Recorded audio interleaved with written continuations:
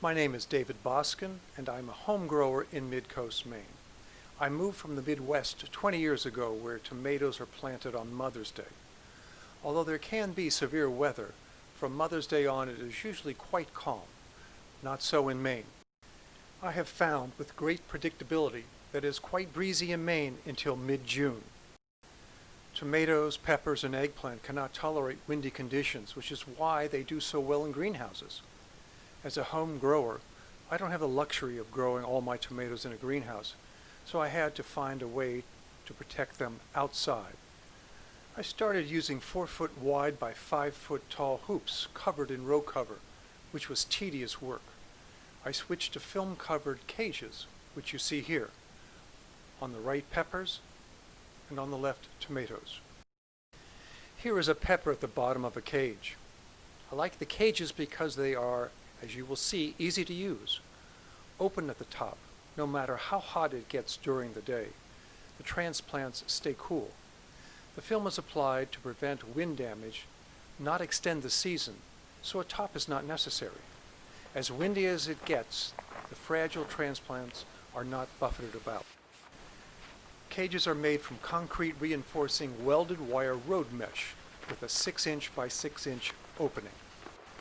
Tomato cages are 5 feet tall and about 2 feet in diameter. Pepper cages are about 2.5 feet tall and 18 inches in diameter.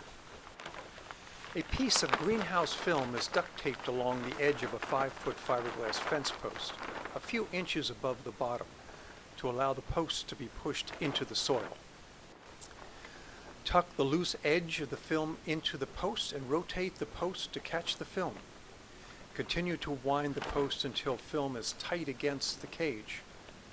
Push the post in the soil and tie off the top to the cage. There is little tendency to unwind. The post that supports the cage also applies some support to the film. So here is where the difference between the home grower and the commercial grower comes in. I went to a tomato conference sponsored by MOFGA, where a commercial grower said that cages are impossibly labor-intensive. I get it. Tomatoes like to wedge themselves between vines. A cage just adds another layer of time and frustration. And if a commercial grower has 500 plants, where are you going to store all those cages in the off-season? Recently, I read the book, The Greenhouse and Hoop House Grower's Handbook. The main author, a commercial tomato grower, bemoaned the difficult spring weather conditions with the likelihood of a resulting poor tomato harvest. He has stopped growing tomatoes outside altogether. I, as a home grower, can devote a little extra labor if it's helpful. I have the space to store a few cages, and I'm thrilled that my film-covered cages have always gotten me through those first 2 or 3 windy weeks up until mid-June. After the first few weeks, tomatoes grow significantly so that their sheer bulk keeps them upright in the cage. They do not have to be tied off. All that is needed is to push inside the cage vines that try to escape. This next scene may not be suitable for all audiences. Viewer discretion is advised. At this time of the season, no tomato flower will develop a harvestable tomato. It is just too late, so I prune the top off like a hedge.